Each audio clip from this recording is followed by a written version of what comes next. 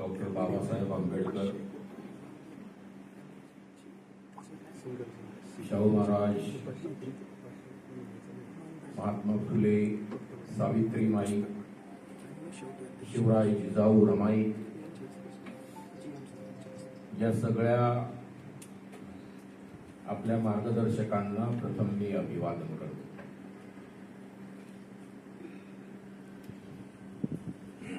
या वर्षाचा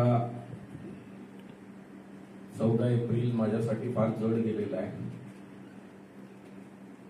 सिरीज मध्ये कार्यक्रम चालू आहेत त्यामुळे मी आजारी पडलेलो आहे.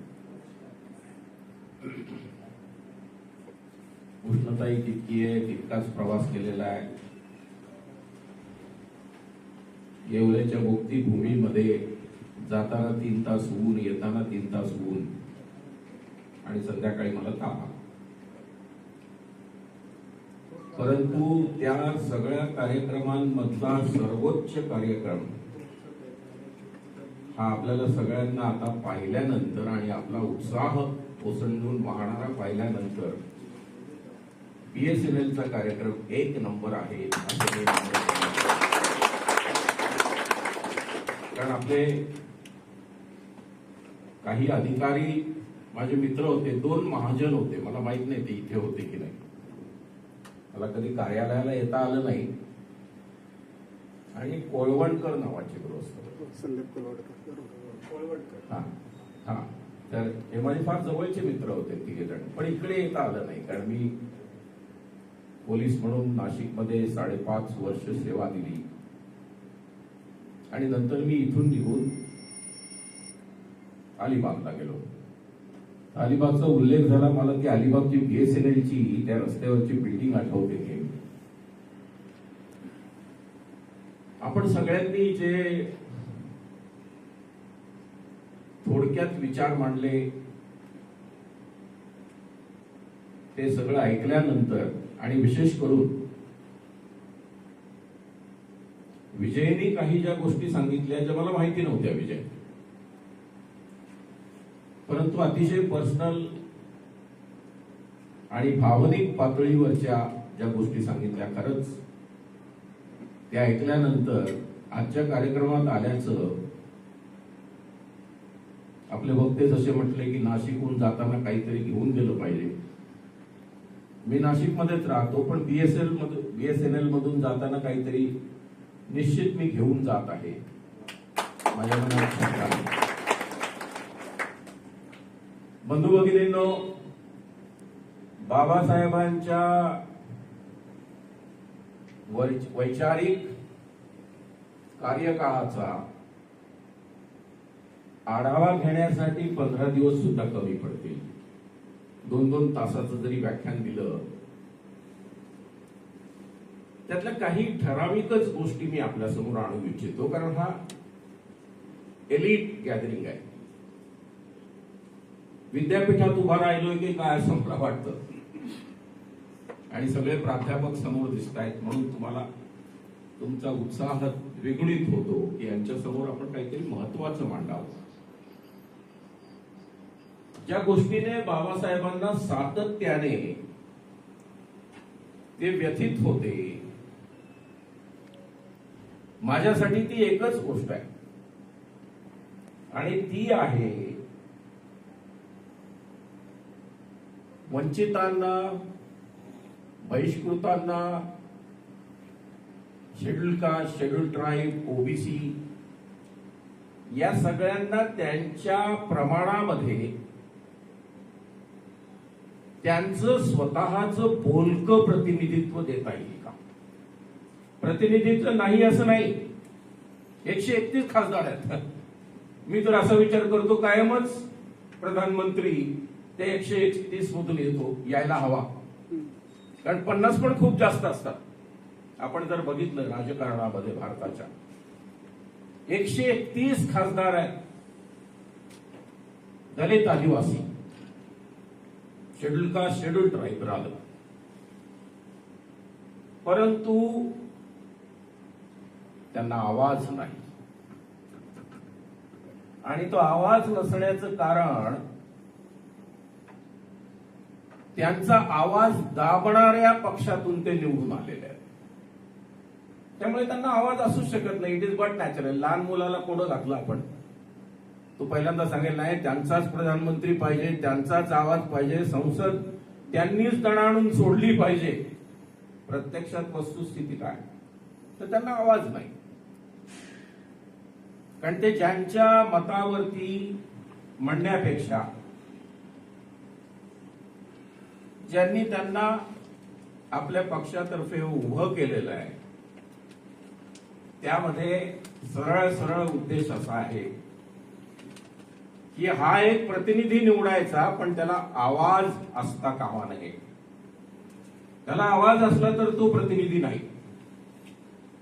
इतकंच नाही तर मेजॉरिटी तुम्ही जर बघितलं तर त्यांनी कुठेतरी बाबासाहेबांना वैचारिक विरोध केला असेल तर ते त्यांचं क्वालिफिकेशन.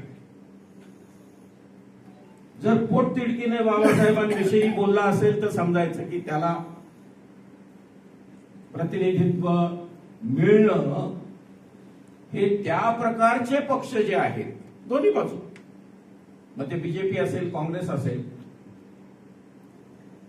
त्यांना हवा परवडणारा माणूस जो निवडून तर राहिलेला असेल पण त्याने आवाज करता कामा नये.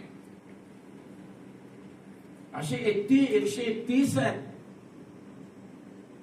आता आपण बाबासाहेबांचा प्रवास बघूया. फक्त एवढ्याच विषयाच्या संदर्भात मी भाष्य करू इच्छितो. बाबासाहेबांचा जो हा प्रतिनिधित्व देण्याचा प्रवास आहे,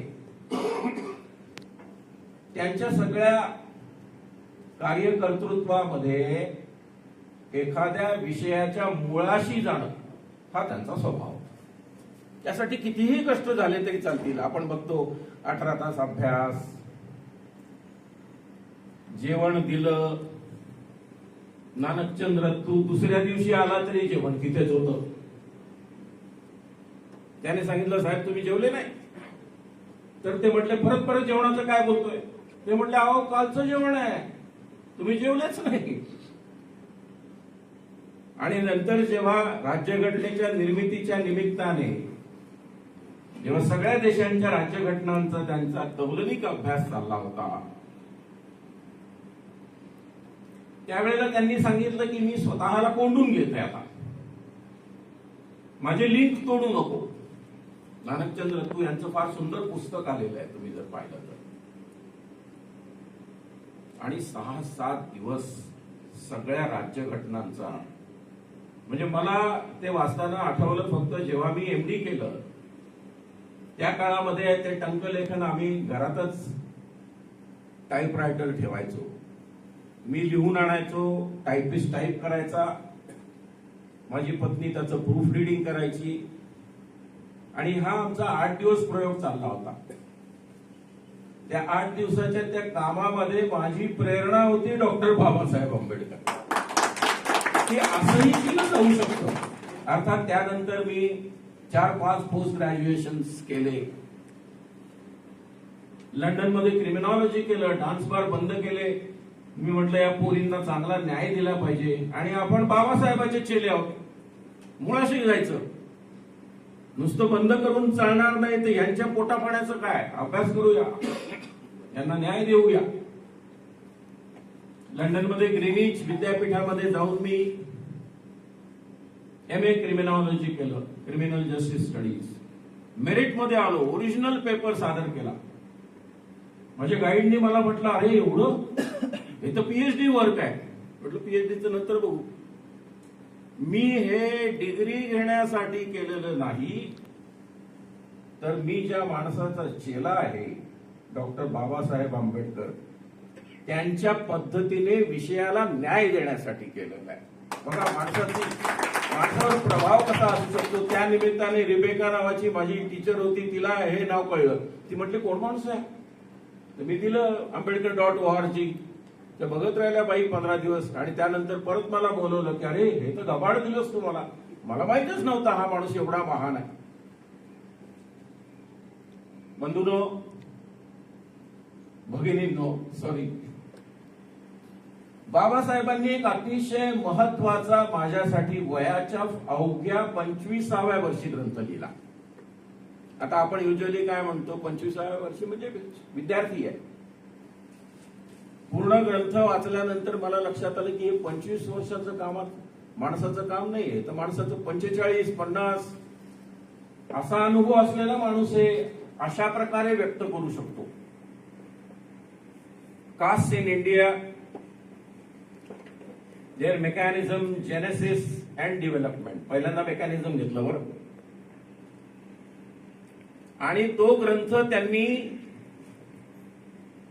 त्यांचे टीचर होते ए गोल्डनवायझर नावाचे. आपण त्यांना इकॉनॉमिस्ट म्हणून ओळखतो. हा ग्रंथ त्यांचा मानववंशशास्त्राचा आहे. अभावानेच त्यांचं वर्णन केलं जातं की ते मानववंशशास्त्रामध्ये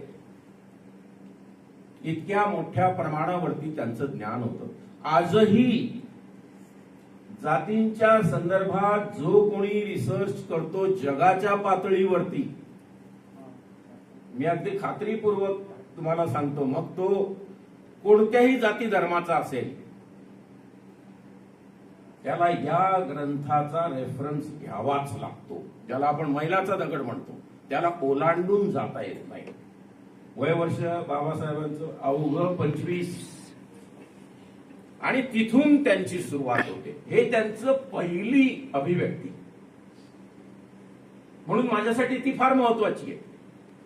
आपण ज्याला म्हणतो ना की ओपनिंग बॅट्समन, पहिलाच गेम, पहिलीच इनिंग आणि ते दणादण 200 रन्स ठोकतो, त्यावेळेला आपण म्हणतो याच्या प्रत्येक गोष्टीचा अभ्यास केला पाहिजे की कसं करू शकला हा माणूस. नंतर जी प्रक्रिया पूर्ण सुरू होते एकाच कारणासाठी, ज्यावरती मी आज भाष्य करत आहे. आणि ते कारण हे आहे की लोकांचे प्रश्न अन्य कुणीतरी कधी सोडवू शकत नाही. तो माणूस जेव्हा स्वतः सक्षम होतो तेव्हा तो ज्या प्रकारे स्वतःचे प्रश्न सोडवतो, अर्थात त्यांच्यावरती प्रभाव तथागत भगवान बुद्धांचा होता, ज्यांच्यामध्ये अत्यदीपाभाव, जोपर्यंत तुम्ही स्वयंप्रकाशित होत नाही तोपर्यंत तुम्हाला खऱ्या अँगलने, खऱ्या दृष्टिकोनातून जग कळत नाही.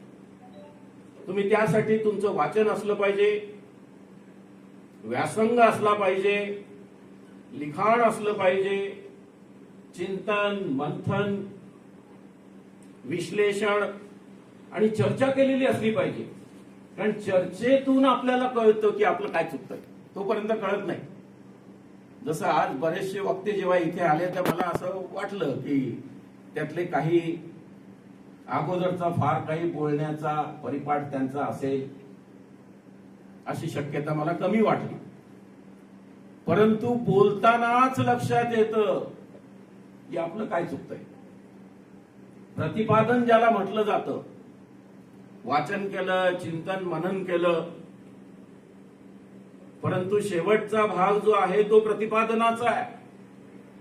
ज्या क्षणाला माणूस प्रतिपादन करतो त्या क्षणाला तो परफेक्ट होतो. माझी अपरांती अकॅडमी आहे. विद्यार्थ्यांना मी नेहमी सांगत असतो, चुका पण बोला. तुम्ही बोलल्याशिवाय मला कसं कळेल तुम्ही चुकताय. आणि ते जर तुम्ही चुकले, चाचरले, तर मी तुम्हाला करेक्शन करेन आणि ते करेक्शन परमनंट असेल. त्यांनी विचार केला की आपल्याला हा विषय ऐरणीवर आणला पाहिजे. कोणता विषय? प्रतिनिधित्व. कारण त्या काळामध्ये या वर्गाला प्रतिनिधित्व सोडा, अस्तित्वही नव्हतं. 1919 बाबासाहेब आंबेडकरांनी साऊथ बरो कमिशन समोर साक्ष दिली. आता बघा, 16 बघितलं आपण, 25 वर्ष वय, त्यात आणखी 3 वर्ष ऍड करा म्हणजे 28 वर्ष. आणि त्या साऊथ बरो कमिशन जे आलं होतं ते यासाठी आलं होतं की भारतामध्ये सगळ्या वर्गांना प्रतिनिधित्व कसं देता येईल. पण डोक्यामध्ये हिंदू आणि मुसलमान होते त्यांच्या. हा तिसरा वर्ग पहिल्यांदा त्यांच्या समोर मांडला गेला. आणि कसलं काम आहे. आणि ह्या तिसऱ्या वर्गाचं अस्तित्व जगाच्या पटलावरती जर कधी आलं असेल तर ते 1919 साली डॉक्टर बाबासाहेब आंबेडकरांनी.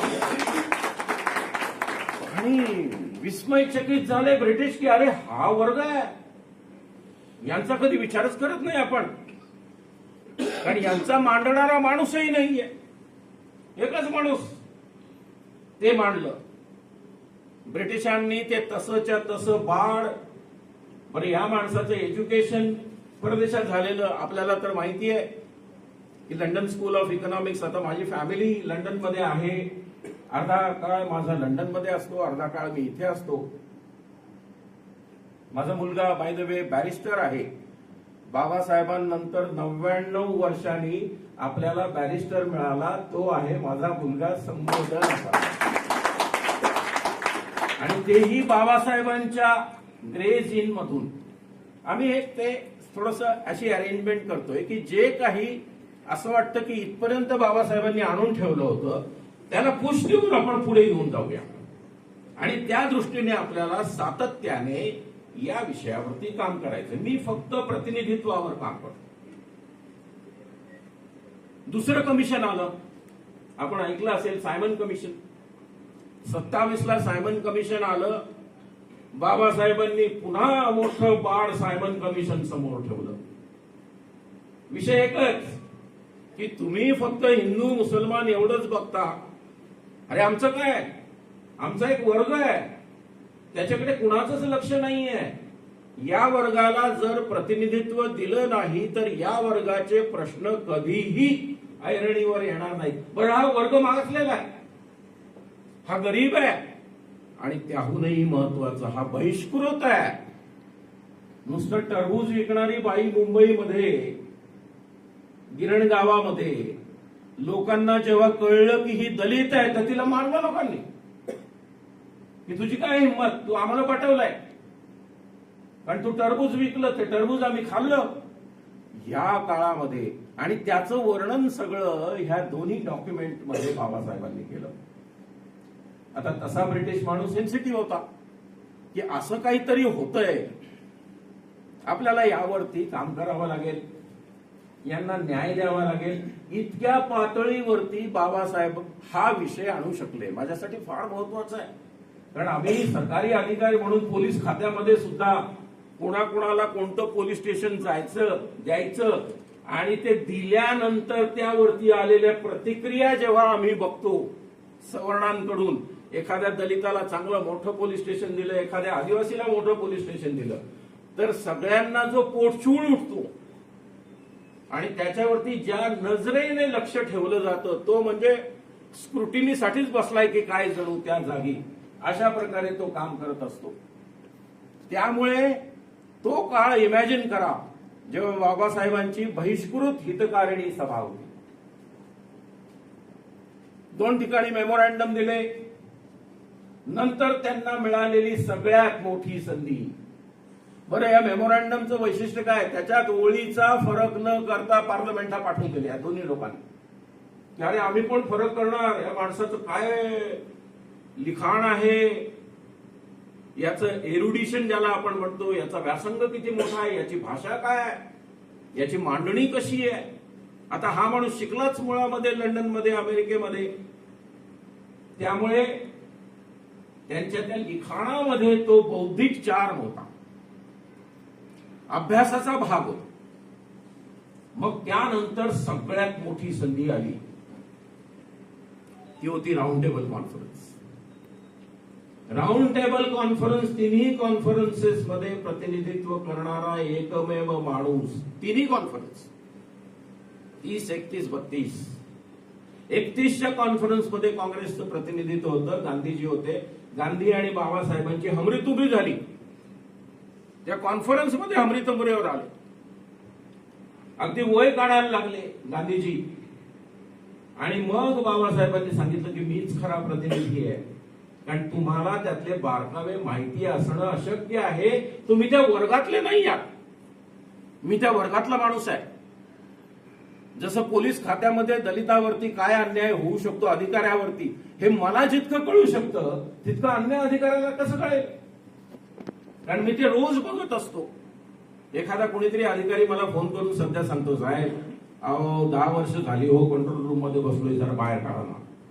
तेव्हा मला माहिती आहे त्याचं दुःख काय आणि मीच त्याचं काम करू शकतो. हे बाबासाहेबांना हवं होतं की यांचे प्रतिनिधी जोपर्यंत येत नाहीत तोपर्यंत यांचे प्रश्न खऱ्या अर्थाने सोडवले जाऊ शकत नाहीत.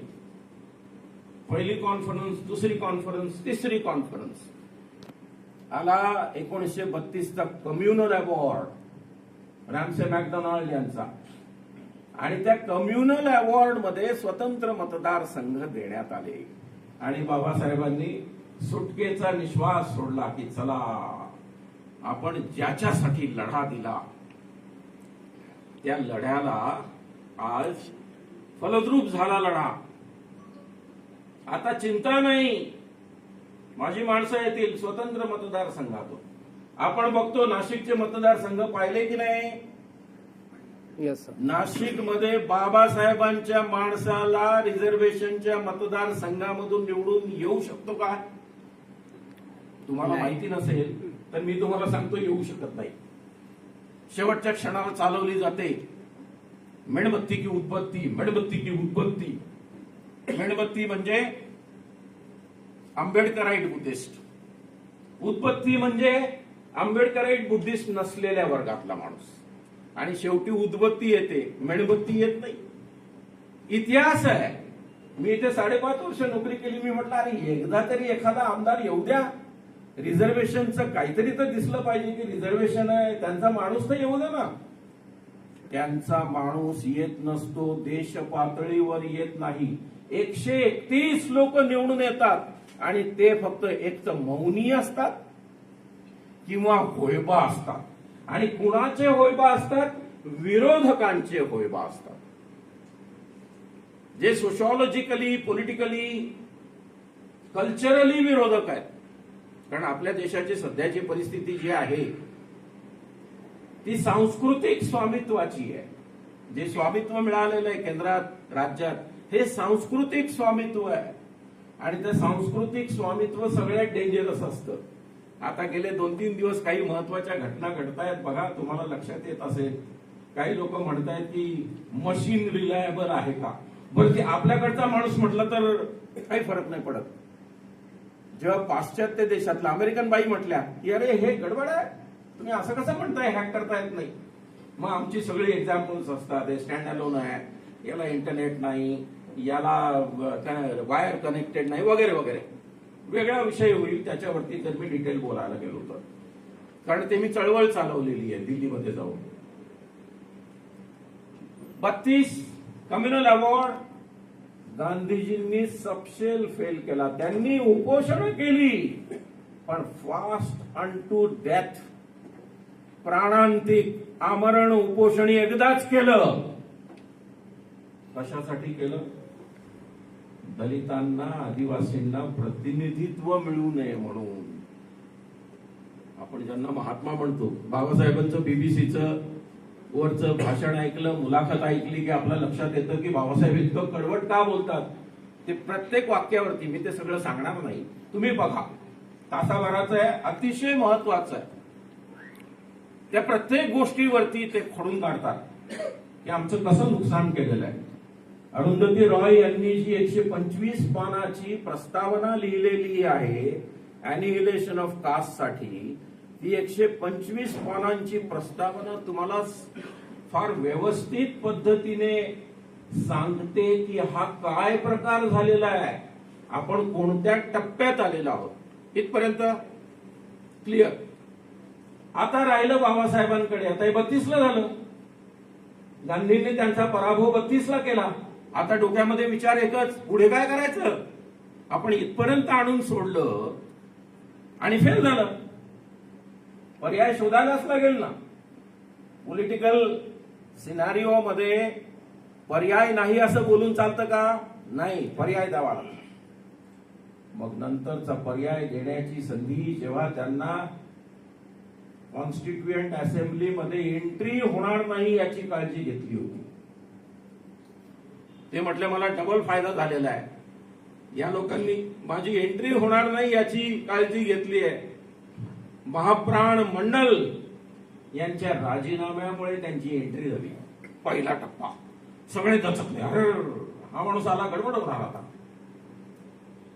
दुसरा टप्पा नुसती एंट्री नाही झाली, तर जेव्हा सगळी जनता गेली तिकडे लंडन मध्ये शोध घ्यायला की कॉन्स्टिट्यूशन आम्हाला निर्माण करायची, एक विद्वान या गल्लीत विद्वान, त्या गल्लीत विद्वान, त्या सगळ्या विद्वानांनी सांगितलं, अरे विद्वान तर तुमच्याकडे आहे, इकडे काय करता तुम्ही? तो कोण? तो अमुक तमुक माणूस. अच्छा, त्याच्या इतका या क्षणाला जगाच्या पातळीवरती मोठा विद्वान नाही. काय सर्टिफिकेट पाहिजे आणखी जगाच्या पातळीवरती? तुम्हाला वाटतं सहजासहजी मान्यता मिळाली असेल या गोष्टीला? पण द्यावी लागली. कधी कधी असं असतं की एखादा माणूस असा प्रकांड विद्वान असतो की त्याला नाकारता येत नाही. मनात खूप चालतं, याला नाकारायचा, याला इग्नोर करायचा, इग्नोर करून मारायचं. आयुष्यभर आम्ही हे अनुभवलेलं आहे. म्हणून प्रत्येक गोष्टीमध्ये सखोल ज्ञान घ्यायचं आणि पाडाव करायचा जातीयवाद्यांचा. हे ध्येय धोरण घेऊन मी आजपर्यंत इथपर्यंत येऊन पोहोचलो बंधू भगिनी. मग त्यानंतर कॉन्स्टिट्यूशन मध्ये सगळ्या गोष्टींचं आपण जोपर्यंत अंतर्भाव करत नाही तोपर्यंत या वर्गाला न मिळालेलं प्रतिनिधित्व असतानाही यांना न्याय मिळेल. आणि म्हणून कॉन्स्टिट्यूशन मध्ये आपण ज्याला म्हणतो गोल्डन ट्रायंगल, कलम 14, अनुच्छेद 14, अनुच्छेद 19, अनुच्छेद 21, मी त्याचे डिटेल्स देणार नाही. हा गोल्डन ट्रायंगल निर्माण केला त्यांनी. आपली कॉन्स्टिट्यूशन हे फक्त सरकार चालवण्यासाठीच डॉक्युमेंट नाहीये बंधू भगिनींनो. आपली कॉन्स्टिट्यूशन असमानता नष्ट करण्यासाठी, माणसाला प्रतिनिधित्व देण्यासाठी आणि स्वातंत्र्य, समता, बंधुता. बंधुता हा शब्द आपल्याला लागू आहे का? कारण बाबासाहेबांच्या मते जोपर्यंत बंधुता नाही तोपर्यंत स्वातंत्र्य, समतेचा काय उपयोग आहे? आणि या देशात आजही बंधुता नाही तर त्यांना लिहिताना किती टोचत असेल ते कंटिन्युअस. म्हणून तो पेन जो साहेबांनी सांगितला तिकडे नाशिक रोडला लावलाय, त्या प्रभावी पेनाने बंधुता आणली आणि हेही सांगितलं की बंधुता महत्वाची आहे. आम्हाला सतत पंक्ती प्रपंच करून तुम्ही सापत्न भावाची वागणूक दिलेली आहे. अरे आम्ही या देशाचे मालक नाही म्हणणार, आम्ही या देशाचे अत्यंत महत्वाचे घटक आहोत.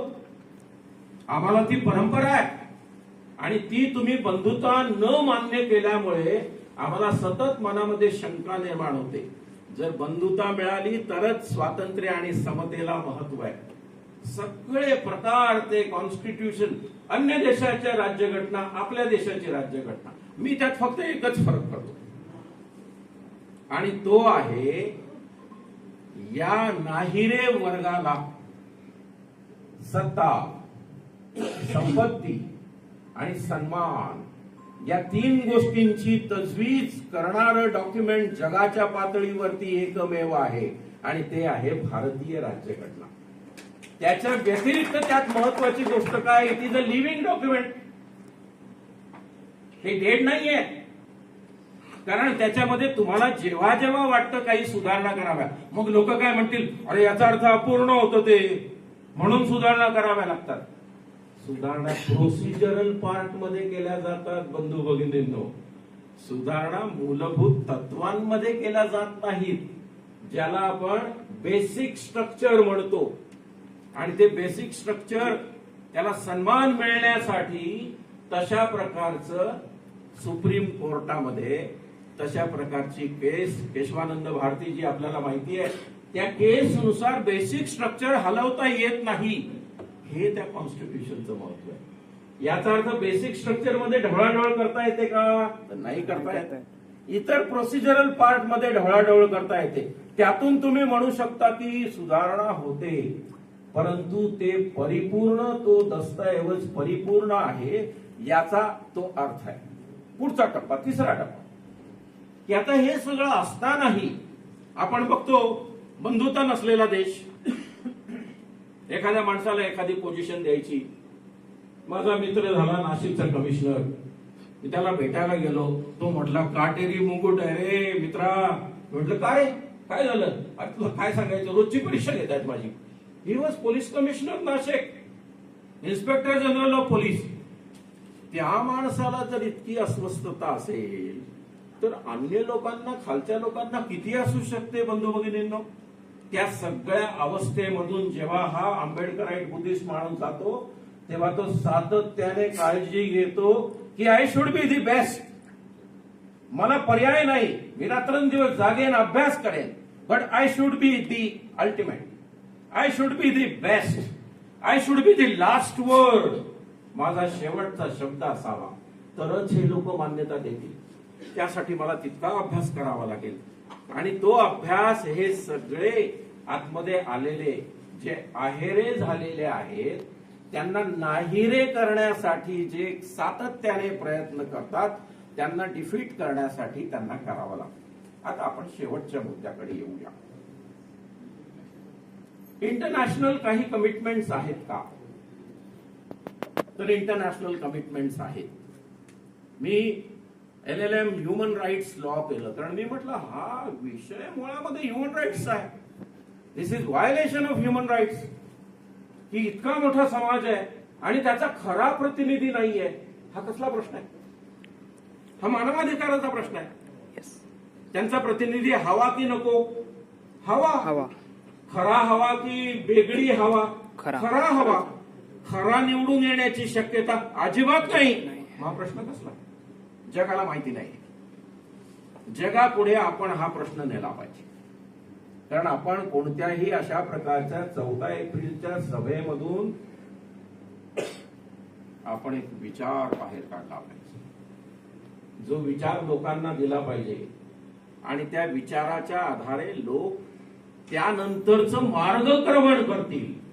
आणि त्यासाठीचा विचार जो आहे ही सगळ्या प्रकारचे डॉक्युमेंट्स, सगळ्या प्रकारचे प्रोटोकॉल्स, सगळ्या प्रकारचे कन्व्हेन्शन्स, कॉव्हेनंट्स युनायटेड नेशन्सनी अस्तित्वात आणलेले आहेत.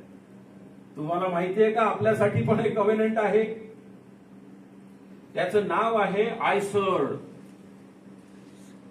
International covenant on elimination of racial discrimination.